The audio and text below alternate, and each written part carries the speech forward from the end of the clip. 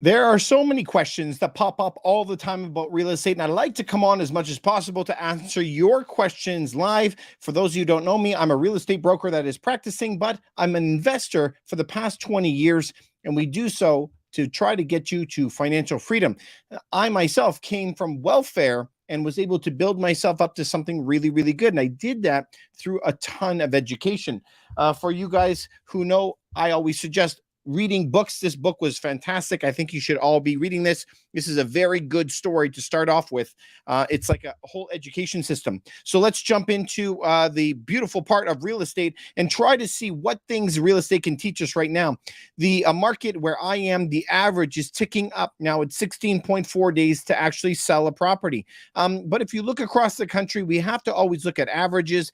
In British Columbia, 950 for a property. Look at that, 989. So it's up for the year. Alberta is almost the same. Saskatchewan, almost the same. Manitoba, almost the same.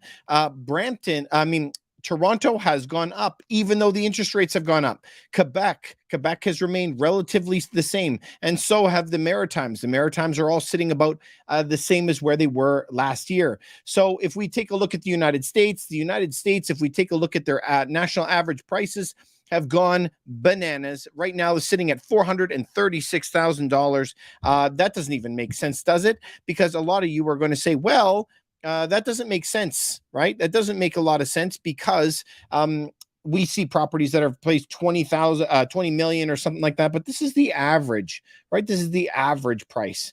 And so if you take a look at a place like where we are in Canada, the average price is $1 million. They would have to average that out with all the properties in Saskatchewan selling for 300,000. So that's what's going to make the difference for you. So if we move on past that, then let's take a look at some more areas. If we look at the interest rate for the United States, they're sitting at 7.25%. If we go into refinances now, it's a little bit higher, national average of 7.3%. But notice that the top offers are 6.3. There's a huge risk premium being added on to mortgages across the board. So if we want to take a look at CREA, this is the Canadian Real Estate Association. The Canadian Real Estate Association also can be looking at different areas, different price points, just to see where it is sitting. So let's try to take a look at some of the more interesting ones, okay? The ones that we're asked about more often. Let's take a look at Cambridge, maybe Edmonton, obviously Toronto, Vancouver. Let's take a look at some of those just so that we can have a good idea of where we are sitting. Also, let's look at maybe Kingston and Kitchener. Let's take a look. We should be able to see a story that comes out when we look at that, because prices were going up when interest rates were low. They actually started really, really suffering coming down. So you should see that there's a down marker here, a down marker, a down, and this is all in relationship to the drops in the interest rates. So this is going to continue. This is nothing new. Where we are locally, we can see that the days on market is taking a lot longer to sell a property. That is ticking up. Average prices in most of Vancouver, most of Toronto is also turning over. So for people who are looking, this is in the past 12 months. If you notice, prices went from 1 million up to 1.1, but you've seen that they're actually coming off their peak now as it's starting to bite. So these are the prices that will continue to smack people. It's going to come for them, whether you like it or not. Now it's going to be correcting. So if we look at the rates now, the huge variable that we had in March and April, where there was 1% difference between the fixed rate and the variable rate, meaning the fixed rate was a lot lower. This is not normal. This is not normal. This is not the way it should be. This never happens. But we are seeing the gap closing now as we're getting to the end of this cycle. Anytime you see the fixed rate below the variable rate, big question marks should be going off in your head. Your spidey senses should be ringing. Also, let's take a look at the mortgage rates right now. If we take a look at where the mortgage rates, I showed this earlier in the week, in the year 2000, so 23 years ago, mortgage rates were 7.2. If we actually go back and try to look, when was the last time that the rates were 7.2 prime rate? You'd have to go all the way back to 2000 when the rate was 2.3. 2.3. But if you take a look at what the prices were in those years, Do you know what the prices were? In the year 2000, a detached property was sitting at $250,000. So the last time that mortgage rates were as high as they are now, a detached property was $250,000. A freehold townhome was $218,000. A condo townhome was $164,000, and condominiums were $147,000. $147,000. So just to put that into context, let's take a look at where I am right now. Okay. So the average price in Toronto was $147,000. Please remember that just for a moment. $147,000. Let's go and take a look today at what the average condominium property is selling for today, and try to base that on the last time that we had rates at where they are today. So today, the rates for a condo in Toronto is $727,000. $727,000. The last time that rates were this high, the average property was $140,000. Are you getting that? That is crazy. So the last time that rates were 7 points, they were $140,000, and now it's $740,000, almost $600,000 difference. So I know that people's salaries are slightly higher, but don't tell me that it has compensated for that, because it hasn't. No way. And so when we look at this, you have to be able to see some trouble in the market. All right, guys. So I'm doing this live for you today because I want to be able to answer your questions. If you guys are on Facebook, if you are on YouTube, please shoot me over your questions and let me try to get to your questions for you, because I want to help answer your questions. So we're going to be looking at number one, any property prices in Toronto, Canada, or the United States that you want. If you're outside of North America, I don't specialize outside of North America, so I'm sorry, I can't help you with that one. If you want me to look up your specific area, you could also let me know, and I'll see what I can do. So in Toronto, we're going to be pulling up a little bit of data on Toronto as well, and we're going to be able to tell you if you think that it's doing good or not. We can also play a game. If you guys believe that you should sell the property, okay, if you think that we should sell it, I want you to say sell in the comments. If you think that we should keep it, I want you to say keep, okay? Or something similar to that, just so I would know, because I'm curious to know what you guys are thinking. So it really depends on the type of property. I'm going to tell you what I think, depending on the type of property it is too. Some properties right now are screaming hold, and that's what we want. We want to keep those properties that are making us money. All right. So if you guys have any questions, you can shoot them out to me. Otherwise, I'm going to start heading into it, and I'm going to start doing it on my own. You guys could let me know. So let's try to start looking at some different cities and see how the different cities are behaving. So if we go to Mississauga, for example, let's see how Mississauga is behaving. Yeah, I can see what properties sold for in their history. You can do that by going to it's public record. So you can do that by going to public records, and it costs you about $20 to find out what the property costs, what it sold for 20 years ago. All right, so let's take a look at Mississauga. Property prices, look at that. They started the year last July at $1,068,000. Now it's sitting at $1,100,000 right now in Mississauga, up 3.4% in the past 12 months. Let's take a look at, are people overpaying for the properties? So Chava is saying that he sees housing sitting on the market for a long time. But what you can see in Mississauga is people are paying less. Instead of 104% of asking, they're going for 103% asking. Let's talk about his question. How is it taking longer to sell a property? And the answer is yes, it's ticking up from 13 days up to 14, smaller. But when we saw the numbers for Toronto as a whole, it's up about 1 day. Obviously, nothing like it was at Christmas time, for sure. Christmas was a whole other beast. It was quite rough for a lot of different areas. All right, so let's take a look at another one. So if we want to go into Brampton, Andrew, yeah, I know House Sigma very well. If we look at Brampton, look at the days on market. It's shifted upward from 11 days up to 13 days on market, 11 days up to 13 days. Also, if you want to look at the average prices for properties, The average prices in Brampton are down to 1.1. So those are really, really affecting people a lot right now. Again, you guys, you know that I'm a real estate broker. And so if you guys want to know anything about this stuff, please reach out to me. You can go to my website at sellhigher.ca. Sellhigher.ca. It's where you could sell your home for more money, faster and less hassle. It's free consultation with us. You just put your name and phone number there and you can meet up with us. So, all right. So let's take a look at some more numbers for you for the city.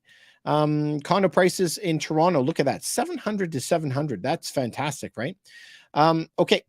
Let's take a look at a different city then and see where you guys are looking at. I've got somebody asking me about Ajax. All right. Let's pull up Ajax for you. Ajax right here, 1,180 properties sold in Ajax.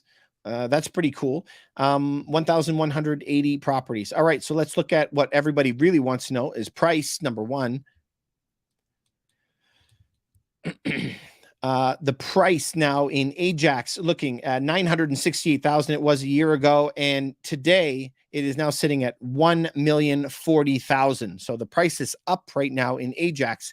More importantly, we want to know how many days on market does it actually take to sell a property. We can see right now it's sitting at 8.4 days on market. 8.4 days to sell in Ajax. Nothing like the earlier in the year at 21 days, right? Are people overpaying for their properties? I guess that's always important. People are paying less now. Look at that. They were paying 109%. Now they're paying, 112 down to 109.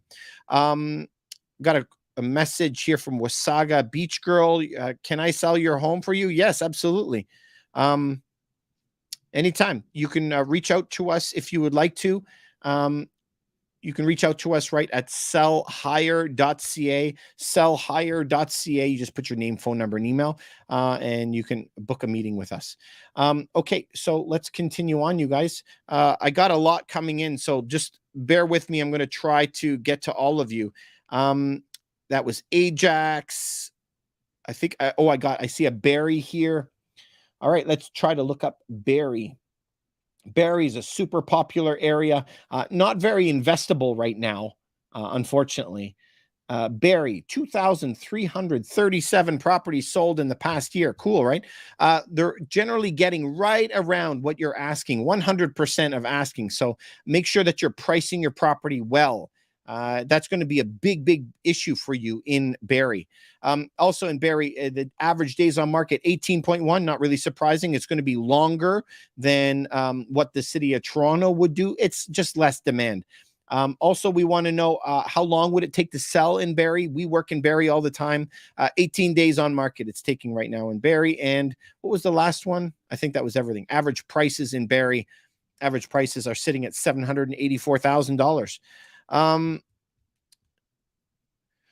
Stony Creek. Could you give me your postal code for that? Stony Creek. Scott is asking about a property in Cambridge. Let's see if we can pull up Cambridge and help him out. Cambridge. I got so many different cities here.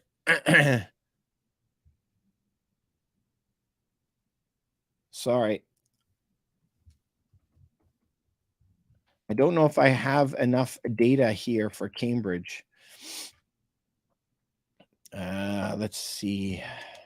Cambridge. Okay. Let's pick up Cambridge. Here. There's your Cambridge right now. Average prices in Cambridge right now are sitting at 777,000. 777. They peaked at 986,000, so they've come down quite a bit.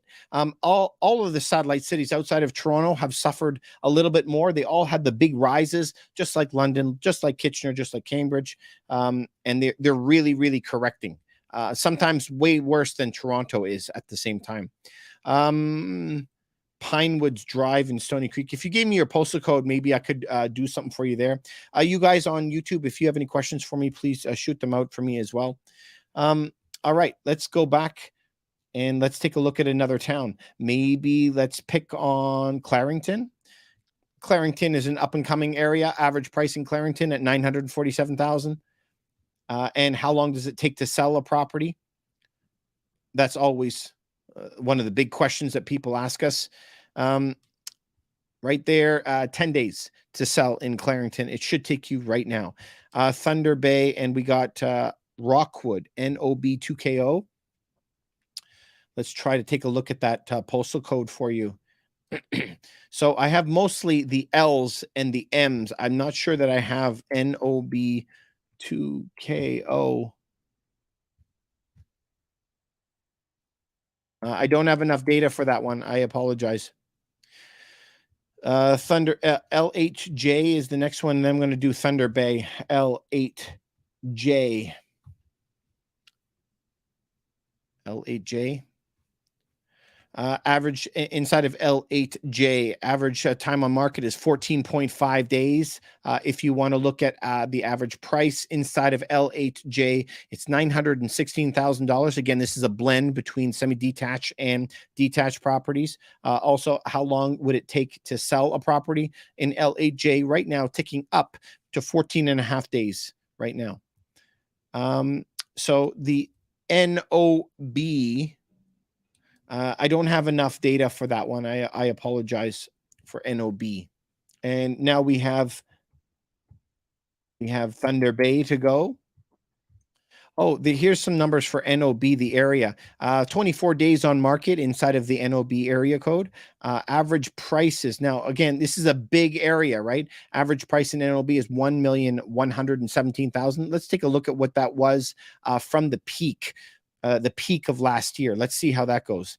1.8 million it was at the peak January last year, currently sitting at 1.1. So that's a big drop, 38% down. And so you know what, that if you were in a property that dropped 38%, that would be a keep. You would want to keep a property like that if it dropped 38 from the peak. I wouldn't be selling that one. Got somebody asking me about Thunder Bay. Let's see if we can pull up something for Thunder Bay for you. I don't have Thunder Bay. Sorry, don't have that one. But good questions, you guys, today. Good questions. All right, so let's continue on. Look at a couple more. So property prices are going to continue to drop, you guys. We talk about this all the time. What I normally do is I show you that if you go into a loan comparison calculator online, just type in, because normally we have a 25-year rate. So if you take a look at 25-year mortgage, whatever that is, maybe it's $500,000 that you have, 500,000 on a mortgage. Let's just pretend for a moment that it's 500,000. Last year we were having mortgages of 2, and right now prime rate is 7.2. And so if we had, for example, I'm going to put up these three examples. If you had a $500,000 mortgage up here, 500,000 for 2%, last year it would have been a $2,000 payment. Let's move it over. But today, if you have a 500,000, that's 7.2. You now would have to pay $3,600 for the exact same loan. And that's a small loan. Most people have a bigger one than that. So where are you supposed to come up with $1,500? I know the answer is that the people can't. And so what they've been doing is going on 75, 90-year mortgages. And so look, people's salaries haven't changed. So if they have to keep the payment the exact same, the only alternative is that a $500,000 property has to go down to $300,000, which is a 40% loss. And so you guys have to figure out, for me, you guys tell me, what do you think is the odds? We only have two options here. Either A, your salary has to increase by 40%, or B, the property price has to drop by 40%. If you go see a mortgage broker, that's his answer for you. You either have to get a home that's 40% cheaper or income 40% higher. So you tell me, what is the likelihood of each? And this is where humans are very bad at gauging probabilities. But I can tell you the probability of your salary going up 40% is near zero, because that's what happens every other time.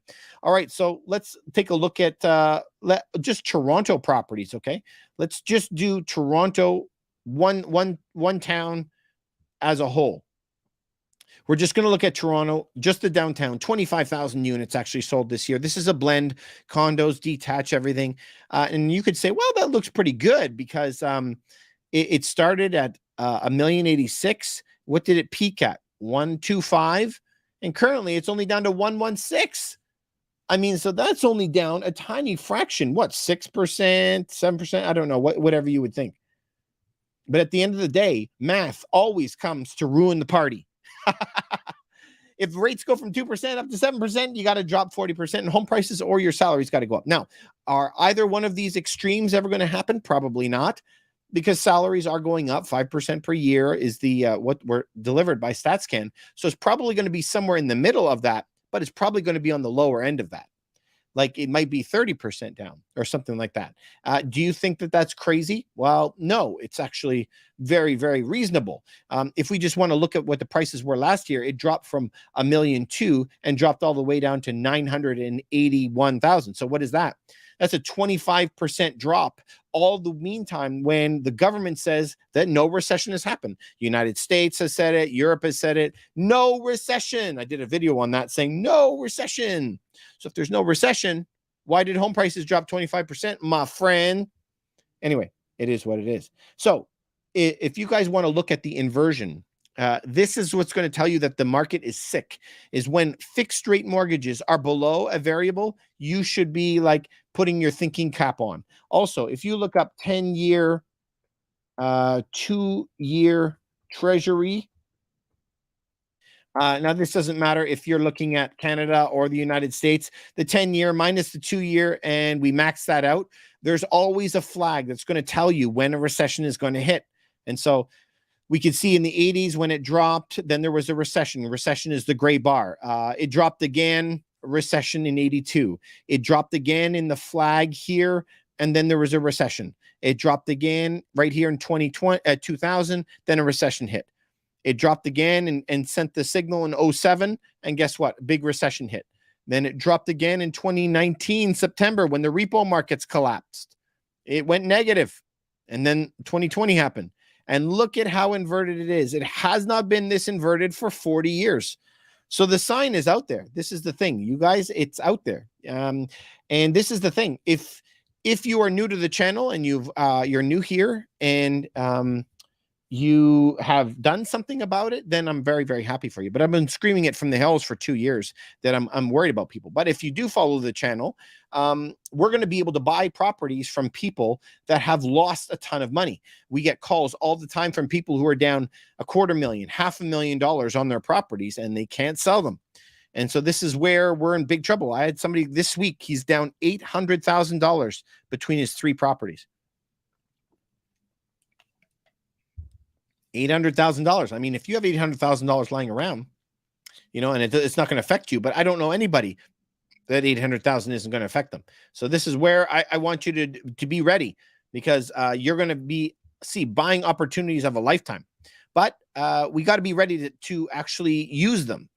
These don't happen very often. So if we back up some of the prices, let's go back for many, many years and try to look those back. If we take a look here between 1980 and 2003, this is in the United States. Imagine being able to buy properties in 2010 for under the national average. Notice that the prices stayed the same from 05 all the way to 15. For 10 years, the prices stayed the same. But then they shot up to the moon, right? And there was another shoot up to the moon from 2000 to 05. You got to be in that ballpark to be able to do that. But conveniently, after 2000, that's when the recession was, and that's when we had the opportunity. Again, 2010, we were climbing out of the recession, and you had that opportunity for 5 years right here to buy amazing properties. So the question will be is if you are prepared and not scared of what's actually going to come. So if we take a look at property prices over the 20 years in Toronto, where I am, this is seasonality, guys. Spring, fall, spring, winter, spring, winter, spring. Of course, it's going to be bumpy. But if you hose this out over this whole time, you can see 2007, 8, 9 never even bothered anybody. Nobody even cared about it. It didn't change anything. This 17 spike that was right there was a government-induced one. So this government-induced one, you can kind of like take that out of your brain. It didn't even happen if you just held right through it. Also, if we look at what happened in 2020, of course, there was a minor drop. 2022, 21 and 2, there was a big push up. So there is a depression right there. But, overall, it has to continue up as we keep printing money. So which month people need to buy properties this year? It's always a good time to buy a property as long as the price makes sense, as long as the price is good. What do I think for the rest of 2023? I think that prices are going to continue to go down, and that's what we're noticing right now. The interest rates will have to reflect in the prices. Remember, home prices only are salaries plus interest rate. That's it. And so if you don't have a salary to be able to pay for it, home prices have to go down for that. Nothing else you can do to that. Who's going to lose? Addie's asking. Investors that are over leveraged, middle class, or business owners. All three. All three are going to lose in that scenario. But that's a very, very good question, because number one, he's saying investors that are over leveraged. Well, of course, investors that are over leveraged are going to pay the price. There's this, I shouldn't name them. There's this group that's here in Toronto, and this group, all that they do for 14 years is maximize your home. Every single year, borrow 100% of the money out of the property, 100, and go buy another property. And it works as long as the market's going up. The moment the market turns, you're screwed. You lose all of your homes. And so that company, you have to pay to belong to them, pay a membership. Unbelievable. How criminal is that? Anyway, I digress. Just don't ever do that. So that's people who are investors that are over leveraged. Middle class people are getting wiped out because their salaries don't increase with inflation. Right now, we're having a true inflation of around 12%, but they're only going to state 3 or 4 on TV. Anyway, so they're going to get squashed for sure. Business owners are going to get crippled because the costs are going up and they can't raise the price on their products at the same rate of true inflation. And there's no way that they can give big enough raises to their employees, and they're going to end up leaving. Well, we see that all the time. So, Addie, that's a good question, but all three. One more rate increase. I think we got to have more than that. So if we take a look at the U.S. policy rates, where they are right now, there is a 95% chance right now that the United States are going to be raising their rates when just in another week or so. The United States is sitting at 5.25%. Where is Canada? Canada, Bank of Canada, if we look at their rates, where we're sitting at 5. But remember that we paused 2 times. We paused in March and April. That was a big mistake. We should have kept up with them. So remember, our big goal here is to sit level with the United States, or else our dollar gets squashed. So if they're at 5.25 right now and they're moving to 5.5, we are still 2 rate hikes behind. So I think that we're going to have to raise it probably 2 more times, or else our Canadian dollar is going to get smooshed. Who will be the winner then? The person who has cash. That's why you guys know that I'm always telling everybody, always. I've been screaming it from the hills. And I've been telling all my friends for over 10 years, buy gold, buy silver, buy commodities, buy cash flowing real estate, and don't over leverage yourselves ever. Big mistake to do that. Nick, can I answer your question? What question have you asked that I have not answered? About your Pinewoods Drive? I looked up L8J for you. So don't buy real estate in November. Well, I would start looking in the fall, but that really depends on what happens. Cash is king. What do I suggest? Buying or waiting? Well, that's not really a question for me. You should always be buying, permanently be buying, always, if the deal makes sense. All right. So because Nick has asked several times, L8J, let's pull that up. L8J. In L8J, a property price should be around $916,000. $916,000. If you were going to look at days on market, average days on market, it should take around 14 and a half days to sell your property. Obviously, a good realtor will sell it much faster than that. If you're looking for a realtor to sell your property, of course, you can go to sellhigher.ca. It's where you sell your home for more money, faster and less hassle. You can put your name and phone number in there for a free consultation. But if we go inside of L8J, the goal is to sell it in less than 14 and a half days. The goal here is always to sell it for greater than $916,000. The goal then also is, how do we price the property so we can get the maximum amount? People are now paying on average 104% of asking. So the pricing strategy in a place like that would be super, super important.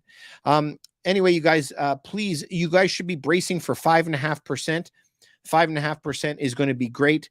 Cash is king. Yes and no. So liquidity is king, not necessarily cash. Why would you hold on to something that's losing 10-14% of its value per year by holding paper bills? That would be cray. So you got to be into something that's going to be maintaining its value. Liquidity is king, not necessarily cash.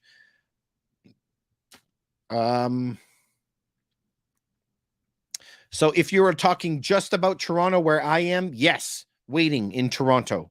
And depending on the product, the big detached properties are losing more than the condos are losing. So if you're looking at a small 1-bedroom condo that has a den on it, that's by a subway in a good graded building, at least 7 out of 10, then it would be a maybe if it was a good one. How many rate hikes do I see that's coming more? I could see 2.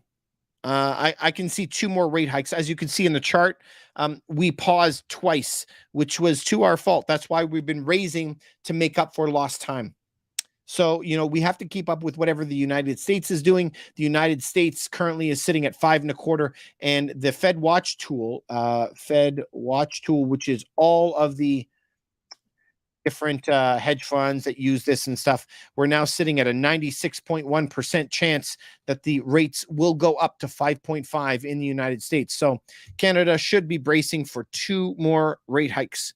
2 more rate hikes. That's what I would be preparing yourself for with your numbers. What about a small 3-bedroom house? I think more demand now. This is for Poitras, Jarrett. It really depends where. We can't just say that, because if you were talking about a regular property, let's just say that you were in Saskatoon, that's a very different answer than if you were in Toronto. So it really, really depends where. But you're right, as a whole, detached properties are fantastic. That's what people are trying to move towards. If rate increase 2x, how much you think home prices should fall? 10% drop or more? Well, it's very good question.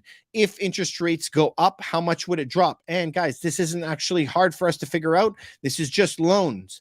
So let's take a look right here, okay? So currently sitting, if you had a $500,000 mortgage last year at 2%, you would have a $2,100 payment. So the payment has to stay the same. Currently sitting at 7.2% prime rate for $300,000, this payment would be the same at $2,100. That means that property prices today would be down 40%. So you're asking, if it raises 2 more times, another 0.5%, what would that be? Let's change this to 7.7 and see where that would take us. Well, that would move the payment up to $2,200, which wouldn't be able to happen. So we would have to lower this down 200. Let's try 75,000 maybe. Let's try that. We can go a little bit higher, 280,000.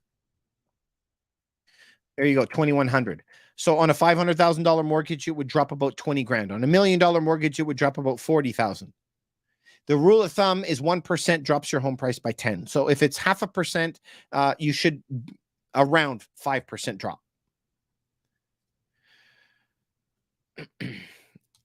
You're in Regina. Oh my goodness. If you're in Regina and you're in a 3-bedroom home, you stay in your home. Yeah, don't sell it. Regina is awesome. Why, guys? Let's take a look. Let's take a look at Regina in here and see if we can find it. There we go, Regina. So we want to get off the roller coaster in rough times, okay? So do you see this property right here in Toronto? All of the woo, all these wonky lines. So those wonky lines are showing you that this is a bankruptcy event here. This is a bankruptcy event. All right, so let's find Regina here. Regina. Please tell me in the Regina lines, where is it wonky? Prices have been the exact same pretty much since 2008 till now. Barely up. I mean, it went from 230 and now it's sitting at 307. So if you were in Regina in a 3-bedroom home, yeah, I would be keeping it. Demand hasn't fallen. It'll be 2 families to a home now. Yes, you're right. More and more families will be living together. This is going to be the way of the future, unfortunately. Immigration surpassed new home builds. This is a supply issue.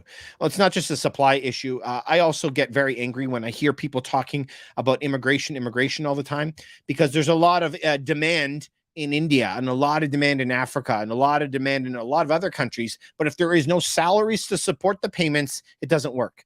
So everybody thinks that human beings creating the demand is going to be the answer. No, it's not. It's the number of salaries that are used to pay for the debt. Demand doesn't mean jack unless you can't pay for it. Are long amortizations going to be the norm? Absolutely not. Remember, that's just a Band-Aid. So they talked about that 70, 80, 90. Let's look up mortgages. These are Band-Aid mortgages. So I did a whole video on that, and they talk about this all the time in the Toronto Star about hitting your trigger rate. So only once you hit your trigger rate are you allowed to extend it to 80, 90 years, but it has to snap back to 25 years the moment that you renew. You're never allowed to renew or start a new mortgage at over 25 years. So you can't do that. Is it worth investments to pay off your mortgage and sit it on it in Toronto? No. You would never sell an investment that's making more money and pay off your mortgage. I would never do that. You just always have to make sure that you're making some money somewhere. So if your mortgage is costing you 6 and you're making 8 on your money, well, just make the extra 2%. Always be growing. Someone's asking me to do Ottawa. Let's take a look at Ottawa. I love Ottawa. It's Canada's version of communism, I always say, because all of the jobs there are pretty much the same. 50,000, 120,000. It's a government town. Property prices are extremely stable because home prices are extremely stable. But as soon as people breach that $120,000, $150,000 salary, they move to Toronto or Vancouver. So let's take a look here in Ottawa in 2020, prices were $460, skyrocketed up to $724. Obviously, that's because of money printing.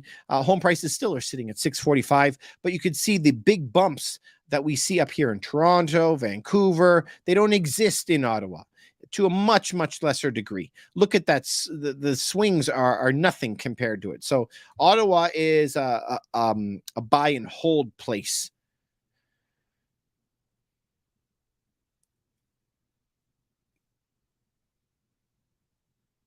Holistic Health, how are you? In Europe, they always had 40-year amortizations. Do you see it coming here? No. The Government Bank of Canada already explicitly spoke about 40-year mortgages. It's absolutely not going to happen. They were very, very clear. No, we will not extend past those 25 and 30-year mortgages. They said this is the 70, 80, 90-year amortizations is a temporary Band-Aid. Their words, not mine, in order to get people through what's coming. Grand Prairie, Alberta, Haywire, how are you? Yeah, Grand Prairie is a buy and hold. I wouldn't be getting rid of that. Vancouver, BC, how is Vancouver doing? Vancouver has been, the average price in British Columbia is sitting at $989 right now. And Vancouver is, man, they got hurt. Let's do I'm going to have to do this again. I must have erased it somehow.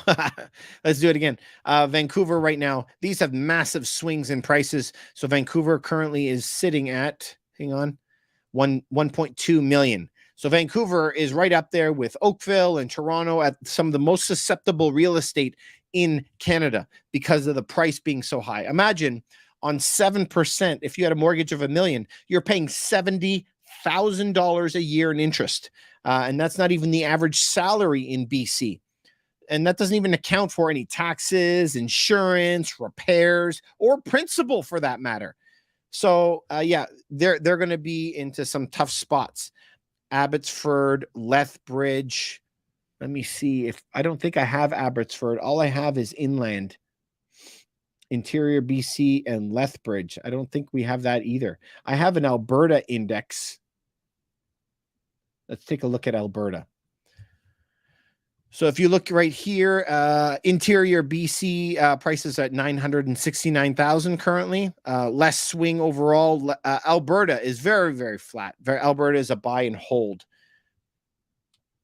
I'm not sure if I have, you guys are giving me some far out there places, but let's try to take a look at Brantford.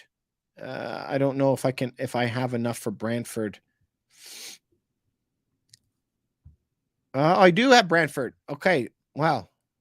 Good, good, good. I don't always have everything that everybody asks for, unfortunately. Brantford.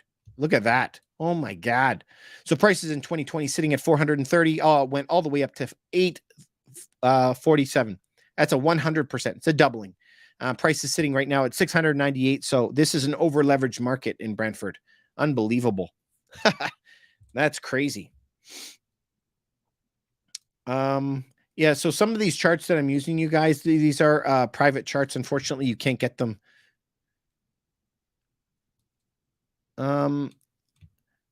Can I do yep. Barrie. Boy, I got a lot of people asking me questions here. My home has gone up 20K in the last 4 years. But people say that's normal. Yes. Well, I mean, it should have been up a lot more than 20K, but it really depends on the product type and where you are, right? What's happening in Barrie? Let's take a look at Barrie was the next question. I've done this already today. 2,300 properties have sold in Barrie. Average prices right now in Barrie, they're down 784,000 is the average price in Barrie. And currently right now in Barrie, it takes a bit longer than Toronto, 18 days to sell a property in Barrie. Barrie's demand has been waning right now. Bought at 410 and paid down 370, locked into 2.2 until December 2025. Haywire. Oh man, that is music to my ears. I love it. Trudeau out. Hey, yeah, Trudeau. I mean, this is the policies, but this isn't about Canada. We don't talk about politics too much here. But you guys, this is what happens is it doesn't matter if you're talking about the Netherlands, European Union, Japan, United States, Canada. It doesn't really matter. There's always a government that's going to come in that spends a lot of money, and then another government that comes in to clean it up. And then another government comes in to spend a lot of money. And this cycle just goes on and on and on and on. It never really stops. So, and you have to play the game. Otherwise, you're going to get squashed, and you have to learn how to play the game. All right, so let's do the GTA was a question, the Greater Toronto Area. So we're going to try to look at Toronto as a whole. Toronto as a whole, and this is across all product types everywhere. Average price is 1.1 million right now. Obviously down quite a bit from the 1.3 that we had last year. If we look at the sales to asking ratio, people were paying 118% of a home's value. Now it's sitting at 103. So that's down a lot as well. We want to know how long does it take to sell in Toronto or the Greater Toronto Area? Average days on market is 16.4. That's down quite a bit. Again, if you guys want to sell your properties, you can reach out to me at sellhigher.ca, where you can sell your home for more money, faster, and less hassle. Just put your name and phone number there, and you can reach us. We sell properties. This is what we do, and we sell them for more money than our competition. And we try to make it as easy as possible. We have a lot of experience between the whole team, and we're always here to help you. Okay, so let's find out. Is it a good time to invest in real estate in Toronto? Mostly not in Toronto right now. Right now, it's a sit and hold in Toronto. I wouldn't be going outside of your comfort zone. So expensive. Yeah, properties are really expensive. So Alberta didn't have a wave of higher prices recently. Oh, yes, Alberta had a massive wave of home prices. If we just want to look at, for example, Calgary, let's take a look at Calgary. I'm going to make this bigger for you. Calgary is the majority of people in Alberta overall, but let's take a look at where Calgary is sitting compared to the others. It's nothing. But in 2020, property prices went from 400,000. Now it's sitting at 550. So do you know what is that up? That's up 30% in prices. So in a couple of years. So for property prices to go up 30% in 2 years, that's a big swing. It is a big swing. But it doesn't look as much because we have Toronto and Vancouver in there that actually makes the graph look way wonky, right? But if you look here, Cambridge now looks like to be the worst that's out of there, and then Calgary, you would see a much bigger swing in Calgary prices. So currently Calgary's sitting at 540,000. St. John, someone's asking about St. John. Let's pull up St. John. You're looking for St. John, New Brunswick. Yeah, St. John's. I don't see it here. Wait. Here, St. John. And somebody else was asking about Guelph. Guelph. Let's try to do both of these. This is a 2-for-1 special, you guys. Okay, let's knock out some lines just so that we have some comparisons. St. John's right now currently sitting at 291,000. So St. John's is a buy and hold place right now. Where was the second one that was being asked? Guelph. So if you look at Guelph prices sitting at 589,000, peaked out at 1 million. That's a doubling in prices almost. Currently sitting at 851,000. This is most likely a seller's market for you right now, that you should be selling this property. If the price is at that, we work in Guelph right now, but it really depends on the type of unit. If you were in a detached property, for example, it's going to suffer worse than if you had a very, very small property, or one that you can't subdivide into other, like you have land, or if you're in a small condo, that would be a hold. But is most likely if you're in a larger property over let's say $500,000 or $600,000, it would be a good time to sell in Guelph. If you guys are looking for help there, you can always go to sellhigher.ca. That's where you can reach out to us. Okay, good questions today, you guys.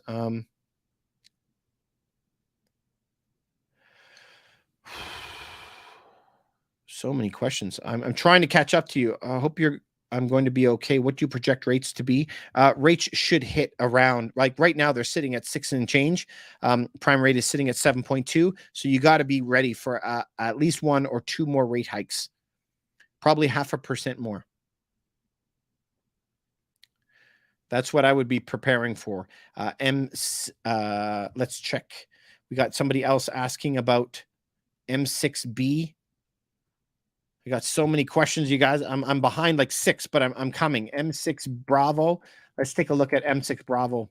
Right now, M6 Bravo is taking 24 days to sell a property inside of M6 Bravo.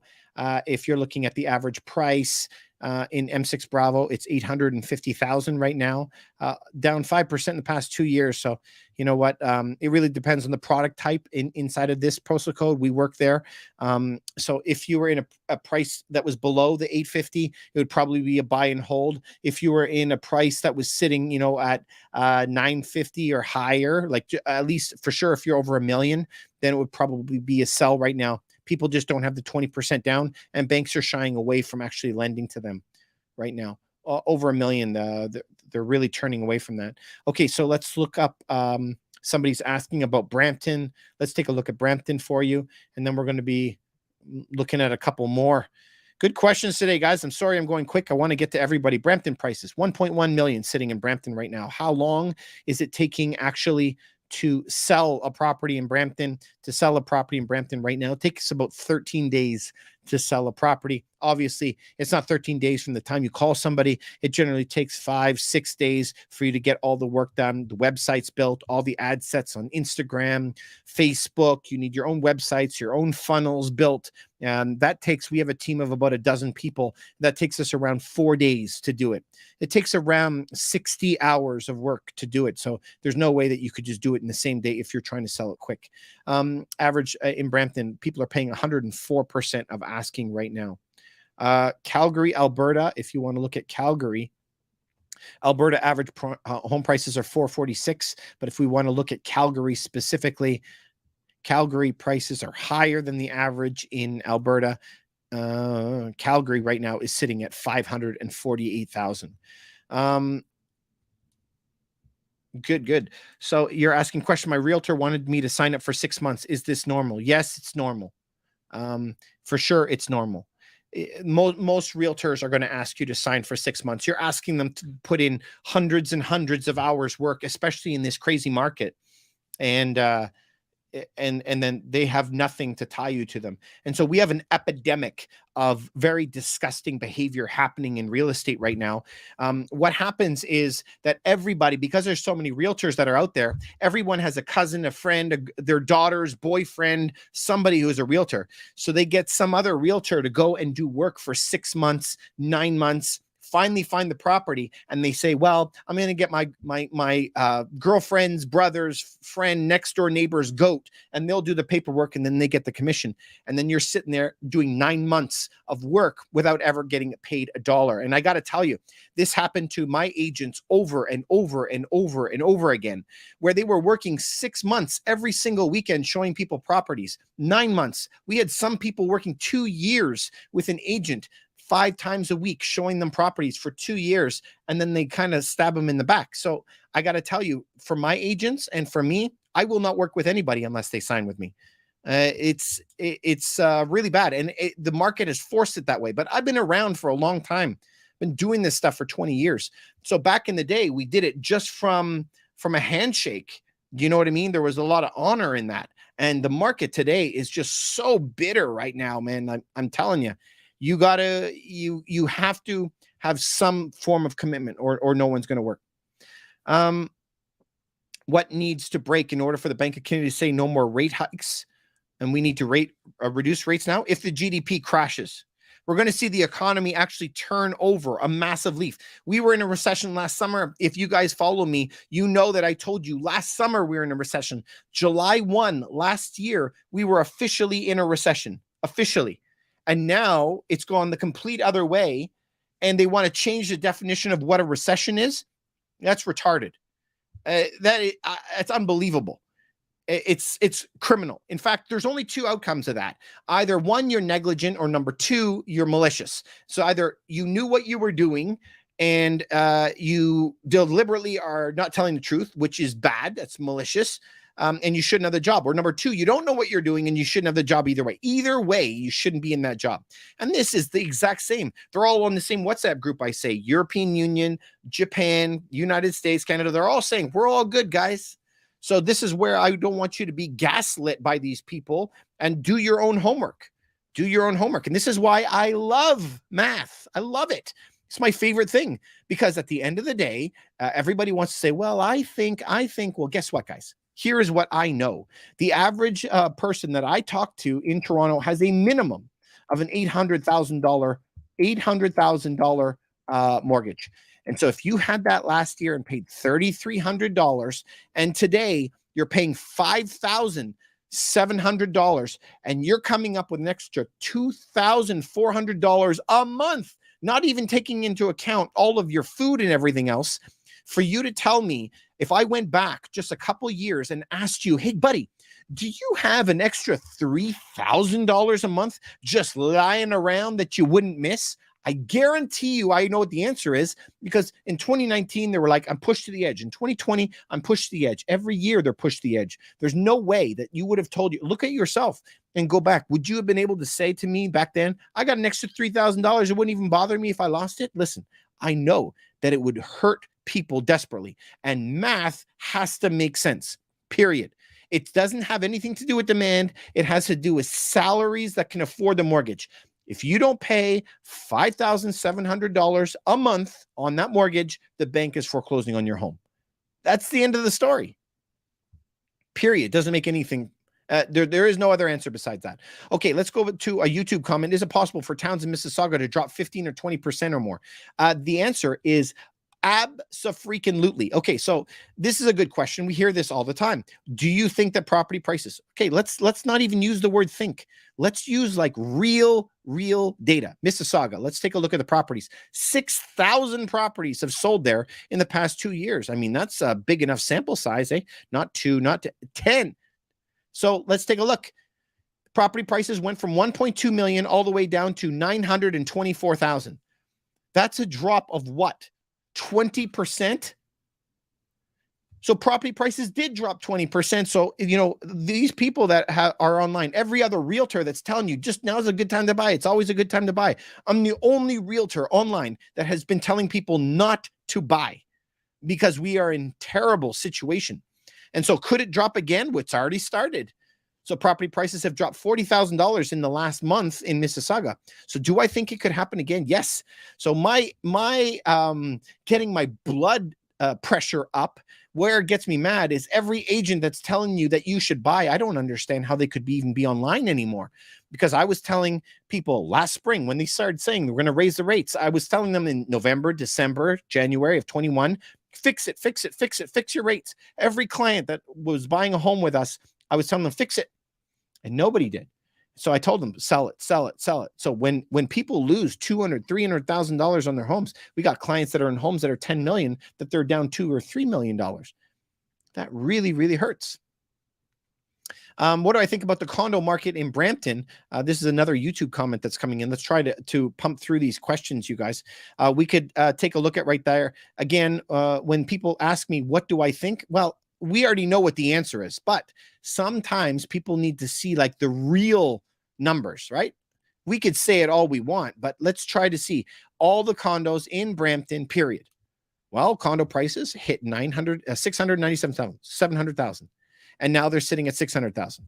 So what is that a drop of? From 700,000 down to 600,000. It's a big drop, right? And can it go more? Absolutely, it's going to go more. But the lag effect takes a year and a half to work through the system. So this is going to continue to go down.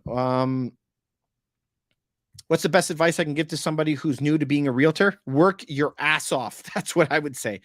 Be prepared to work 100 hours a week for at least 4 to 5 years before you actually get anywhere. Nasty there. Yeah, you're very welcome for your response. Happy to help. I got I'm like 40 questions behind right now, so I'm trying to catch up. If you're starting off as a realtor, learn, read, add value to people, try and work for a team. Because if you work for a team, you're going to be able to learn a lot from them. Can I look at Edmonton properties? Man, you guys are working me around the maps today. Woo! All right. So Edmonton prices always are flat. They've been flat for 15 years or so. Let's take a look at Edmonton properties.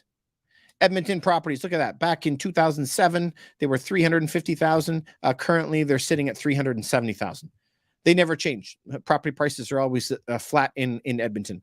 Cash flowing market, but a very tough market for you to buy properties and have it property managed. Wouldn't be my first suggestion to go there. Fort Saskatchewan. I don't have Fort Saskatchewan. I don't have a big enough data set for there, unfortunately. I think that I have an overall Saskatchewan. Saskatoon, let's take a look at that one as well. So if we take a look at Saskatchewan property prices, look at that. It's pretty much the same since 2012. 270, now sitting at 331. If you want to look at, I just had it here. Did I miss it? Saskatoon, a little bit higher in the cities, 376,000. But look at that. It's always just a couple 20,000 more or something like that than the overall average. I mean, pretty much everyone lives in Saskatoon or Regina, right? So if you were in Fort Saskatchewan, it'd be a bit less. All right. This is very, very good. Good questions, you guys. I'm trying to get to everybody. I'm really sorry if I'm taking a while to get to you, but I'm trying to. Whew. So for you guys who are on YouTube and Facebook right now, you can put your questions there, but I'm getting a boatload of them on TikTok, so I'm trying to get to them. I'm curious what 2026 holds for people who have to renew their fixed rate. Well, they're going to get smashed. So this is what we know right now is that banks in 2023 have $30 billion per bank that is coming up for renewal. In 2024, it's $60 billion per bank. In 2025, it's sitting at $100 billion per bank. Remember, 2025 are the people that bought in 2020. And so that's the people that are going to get the smackdown. But we don't have to get that far. It's not going to go on that long because remember in 2008, all the great financial crisis was only 4% of people. 4% of people went into foreclosure and it caused all of those problems. So you're not going to have to wait till 2025. Prices will get really, really hurt. What site am I using? The site that I use the majority of the time. This is a private site. Unfortunately, it's not available to the public. Surrey, specifically the Panorama Ridge. I don't have that Panorama Ridge. I don't have that specific information. Bank rates will peak at 15% by 2025 Q1. I doubt it. I don't believe that. Just because the debts of the countries are so high right now. We can barely afford 5%. So I don't see how we're ever going to be able to afford 15%. I mean, that's such a leap for me. I cannot even see that happening. So let's go on here. People with 2021 fixed mortgage, you'd think 2026 lots will be able to not make their payments. The breakage in the market's going to happen way before that. Next year is going to be epic. Well, I mean, yeah, for sure. If you're saying the next 12 months, I think even the second half of this year shouldn't be very tasty. I would say it's going to be spicy. How do you see the rent market moving forward? This has been played out time and time again. Every time there's a recession, there's a dive into the markets for people who are needing to rent. As everybody loses their property, generally like 3-4% of people will foreclose on their homes, and they all have to move into the regular rental pool.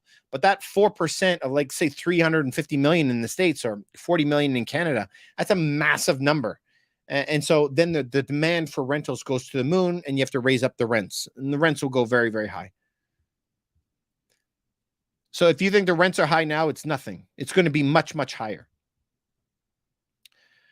Rates will peak at 5.5. Zach is saying, well, I think that he's correct. We have to catch up to where the United States are right now. So we have 2 rate hikes probably. Hyperinflation coming. They won't be able to handle it. So the problem with the word hyperinflation, because they keep on changing the definition of what that means. Sometimes 5% was hyperinflation, sometimes 10, sometimes 50. So we have to really define what does that mean. We're probably going to see around 10% inflation for the next 5 years. If you're not baking that into your pie, I think that you're going to be in a lot of trouble. How did it end up on Canada TT south of the border? Southern California. How did I end up on I don't know, man, but thanks for coming by from Cali. California is in a lot of mess. If I had a property in California, I would be getting the heck out of there. But there's a lot of good places, and it's not about red state, blue state, but typically speaking, red states, we invest in the United States. You want to be in the United States in a place that, number one, you could raise the rent as much as you want. Number two, that you can kick somebody out for non-payment in a shorter distance of time. Let me give you some examples. Like if you were in New York, it'd take you a year and a half to evict somebody for non-payment. In Canada, there's a place called Quebec, 2 years to evict somebody for non-payment. But if you go into a place like Tennessee or Florida or Alberta or New Brunswick, you can have them out in 2 weeks. So it really depends. You need to be in a place that you can evict and you could raise the rent. If you do that, you're going to be okay. Is there a way to avoid paying capital gains when selling a rental property? Nope. Very funny that the username is nope. And the answer is nope. There's no way to get out of capital gains. And if you're going to be using any form of depreciation on your property in Canada called capital cost allowance, which is a big tax write-off, then you're going to have to go through recapture and you're going to have to pay it all back anyway. I have a 6% variable on rental investments, but value not increase 6% a year. What do you do? Well, it really depends, Morella, where you are, but that's a good question. If you were in a place like we had somebody here from Fort Saskatchewan, we had somebody from Regina, you're going to buy and hold. You're not going to get rid of it. If you were sitting in a property anywhere in the Greater Toronto area, you'd probably be selling it.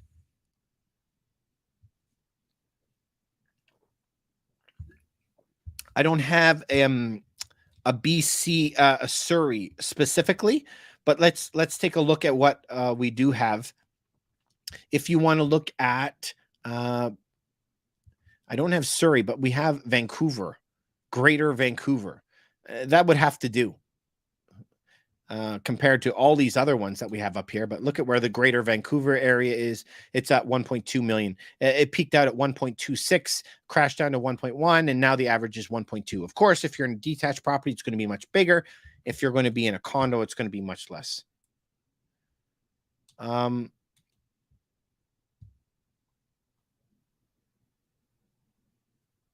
Here in Windsor, you're still getting bidding wars. Yeah, but it's nothing like what it was before. Nothing like it was before. In Windsor, when we were there, we were getting 30, 40 offers on a building when we were selling it. Now we're having 3. We did one 2 days ago with 4. So nothing like it was not too long ago. Let's take a look at Windsor right now. So Windsor prices right here peaked at 694, but look at what happened to Windsor. The prices went from 400 all the way to 700. That's crazy, right? That's a 75% price increase. And then it's come down right now. Now sitting at 600,000 still. So our money supply went up 50%, but our the interest rates are pulling it down 40%. So you got to do the math on that. But we're still sitting somewhere a bit too high right now. It would have to drop about a 15% from where it is today for it to be a buy. Will rents go down when rates start to drop? No, because it's not the rates that will dictate whatever the price of the rents is going to be. It's not rates. It's liquidity. And so if liquidity dries up and then people can't get mortgages, and that's what's happening right now. Nasty person saying the only way to escape capital gains is to pay tax on 100% as business profits. Yeah, but only if you had it in the business previously. And then you're not really escaping taxes. You're still paying them.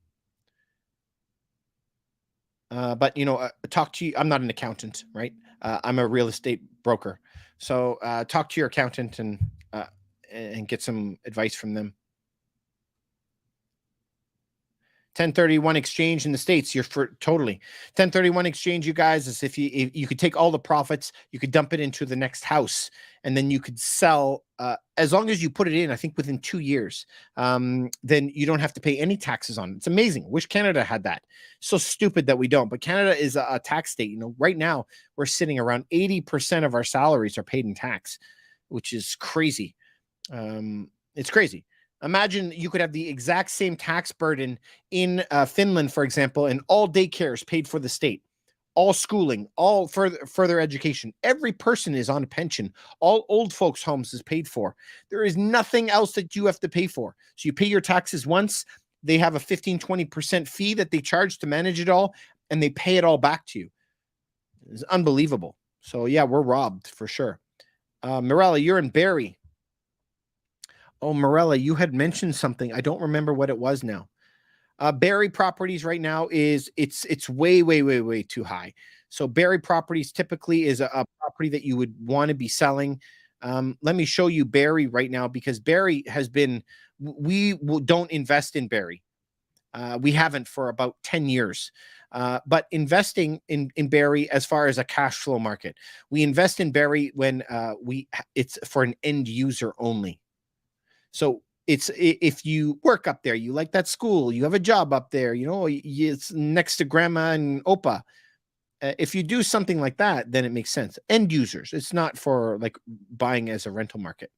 So let's try to pull up their prices in Barrie. So Barrie prices, we got to look at the past 2 years. Barrie prices, look at that, went from 969,000, dropped down to 784. So it's down more than 14%. That's from when it started at 920. So it'd be greater at 970 at the peak. So even with that, it hasn't kept up with the change of interest rates. So you're still sitting around 25% above where the rates should bring it. Doesn't BC have a law that you can only raise rent by around 5% a year? Well, it really depends on the province. Ontario's 2.5%, not even 5, 2.5%. So that changes a lot. Someone is asking for the property prices in Brantford. Let's take a look at Brantford prices. Saskatchewan, Windsor, Edmonton, Brantford. So Brantford prices, look at that. It started at 460 or so in 2020, went all the way up to 850. That is crazy. 75% up. That's price inflation for you guys. Now sitting at 700,000. So it's still comfortably too high. 15% probably over where it should be right now. Yeah, Morella is saying that she's cash flow negative. For sure, you would be in Barrie. Barrie is a sell area right now, especially if you are sitting at cash flow negative. I wouldn't be thinking about that. I live in Santa Barbara, sitting on cash and equity, not selling. Give my house to my two sons, almost paid. Amazing.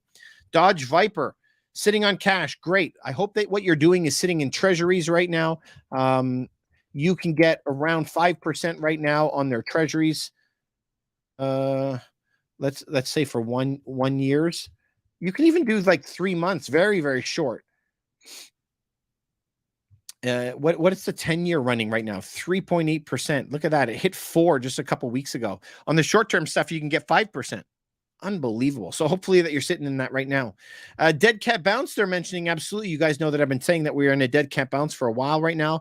We're just in a consolidation phase and an upward moving channel. It's going to be more problems, but it's cool that you know what a dead cat bounce is. What do you think? We're going to see 2021 peak prices again? Absolutely. We always do.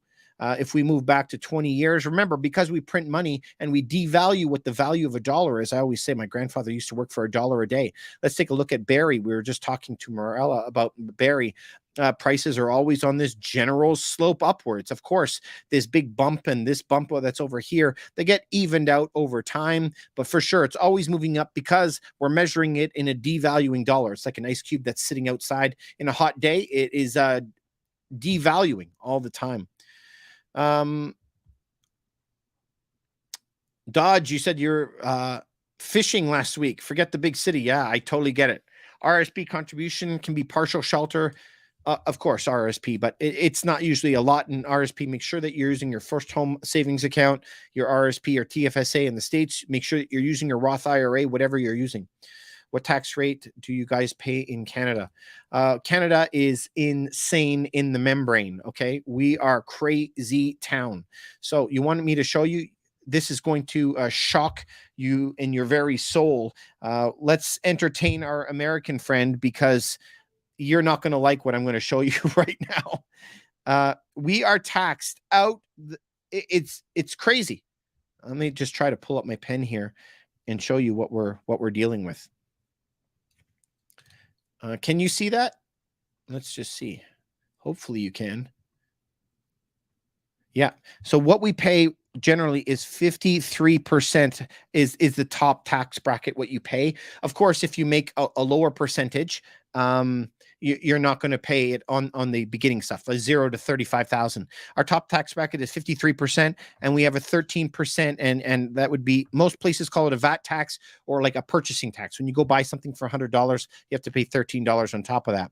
So we'd have a 13% on top of that. Depending on your income, you could have up to an 8% surtax for if you make too much income. So if you just start adding that up, just these two is 66%. You have an 8% surtax for luxury taxes. And then what you have to add into it, we have insanely high gas taxes, insanely high carbon taxes. We have huge alcohol taxes, tobacco taxes. This generally adds around 5% in a year. But if you add that all up, I mean, that's 66% plus 8 puts you at 72%. Add a 5% on top of that. Now you're at 77%. That's crazy. How on earth are people supposed to survive on that? And this is where we are right now. I mean, to me, you would think that people are crazy here. Do you happen to know what is reasonable family income for house price generally? Yes, absolutely, nasty person. So let me jump into that question because she wants to know, what does it take for income? So let's pull up our calendar, and we need 30%. That's the number. Okay. So just to make it easy, let's make $1 million, which is very, very common for a mortgage here. Prime rate is sitting at 7.2, but let's just make it 7 for easy numbers, and 25 years. Okay. So that means $7,000 salary. So if you make a $7,000 payment, that means that has to be 1/3 of what you make. So you would have to make $21,000 a month in order to qualify. That's not completely true because when they do the calculation, they're also going to add your taxes to that. And if they add your taxes to this, you know, it may be creeping close to 8,000. So then you'd have to make $24,000 a month. You back that out to what is that in a year? 275 a year or something like that. So your shelter can only be 30% of what your home price is. I mean, this goes back decades. Now, of course, now their answer is, well, guys, we're just going to change the math. We're not going to include that anymore. Well, that's ridiculous. So, the math that worked for the past 100 years, we're just going to take that and throw it out to the garbage. But let's just also say the term for a recession was 2 negative quarters. We already had that, right? And they would also adjust it for inflation, but then they threw that definition out the window. So we're living in a time in like Narnia land where all the definitions of everything that's always been accepted is thrown out the window. So you tell me, it's absolutely crazy. I live in Santa Barbara Zoo here, going back to Montana for Thanksgiving. Oh man, Dodge Viper there is talking to Nufsy. Man, if I was in California, man, I would move to Montana and just not come back. Do family members pay capital gains if you transfer the home title to them, or only land transfer tax? Oh boy, you got to start talking to a real estate lawyer for that. I'm just a lowly mortgage broker.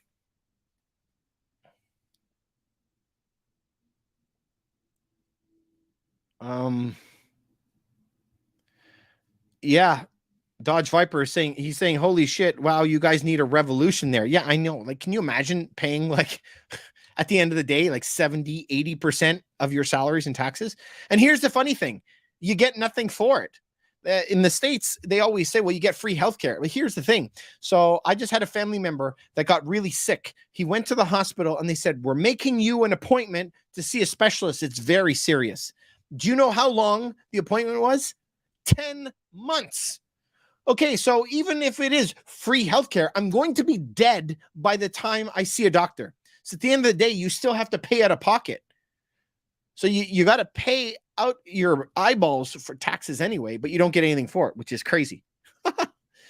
What phase are we sitting in the chart psychology right now? So this is so for our friend that is down in California right now, I want you just to go to US Cheat. I think it's cheat sheet psychology of money. I know it's a long one, but you know what? We also tape this and put it on YouTube, so you can go check this out later if you want. Where we are sitting, in my opinion, this is every single market, in stock market, in housing market, in every other blah, blah, blah that's out there, okay? Every market. There's always going to be a time where there's disbelief, optimism, belief, and euphoria, where prices are going up bananas. There's going to be a big crash, and there's always a complacency phase before there's a big crash. This is where I believe that we are. This is the true on the stock markets for 5-minute charts, 10-minute, 1 year, 2-year charts. It's always the same. There's always a complacency channel, and that's where I think that we are right now. So I think we're in there before a drop, but you guys can let me know where you think. I'm curious to know where you think, but it's cool that you knew, Addie, about psychology of money. I know that you're on here often, so you probably saw me talking about that before. With those taxes, you guys need to move to the U.S. Believe me, I think of that all the time. You got room? I don't want to move to California, though, but if you move to Montana, I'm coming with you. All right, you guys. Woo! It's getting really, really late here. I got to get to bed. I want to make you guys curious, ask questions. Keep pushing, because I want you to make a ton, I mean a crap ton of money in the next market cycle. I plan to buy home prices from people at ridiculous prices, once in a lifetime event. And when you see this right here, where we're sitting in this complacency channel and we're about to go off a cliff and drop in prices, I can't wait. I'm going to be buying for the few years that we had. If we look back, we had 2-3 years of enormous deals. And it's not having cash, it's having liquidity. That's the main deal that you need to have. So I hope that you guys continue to crush it out there. There's not enough homes in Canada, and the demand is so high, we won't see a crash. That can't happen, because it has nothing to do with demand. It has to do with money. That's the thing. So this is what I say. In Africa, there's a ton of demand. There's a lot of people without a home, ton of demand, but there's no money to pay the mortgages. So you can't just say all the houses in Africa got to be $1 million. All the homes in India have to be $1 million. There's demand. Demand doesn't mean jack if you don't have a salary to back it up. Best liquidity, in your opinion? Well, I mean, the safest liquidity to have is to have U.S. Treasuries, under a year yielding 5%. Also, you guys know I'm an enormous gold and silver bull. Been doing buying it for the past 10 years. If you guys are at all interested, you can always go over to Sell Higher, which is my website .ca and /products. You guys know that I have the investment calculators that my team created for us. We also have our gold and silver course right here. This is where I go into everything that I learned about gold and silver over the past 20 years. Good for Canada, United States. The company that I suggest that you always have a bank account with operates in the United States and Canada. If you're looking at the property investment calculators, we have a Canadian one and an American one, because obviously the 1031 exchange, also the depreciation is different in the United States. It's 27 and a half years, whereas Canada is 4 years of remaining all the time. So it's completely different calculations. Make sure that you have the right one. All right, you guys, I wish you a very, very good night. I hope you have a blast. Hope to see you soon. If you guys need any help whatsoever to sell your properties, which is what we specialize in, please go to sellhigher.ca, sellhigher.ca. That's where you can, it's free to hook up to us to make sure that you're going to sell your home for more money. All right. I wish you guys the best. Have a great night. What site is that? So if you're looking at the site, sellhigher.ca is where we actually help you sell your properties around Southern Ontario. But if you type in /products, sellhigher.ca/products, you could take a screenshot of that if you want.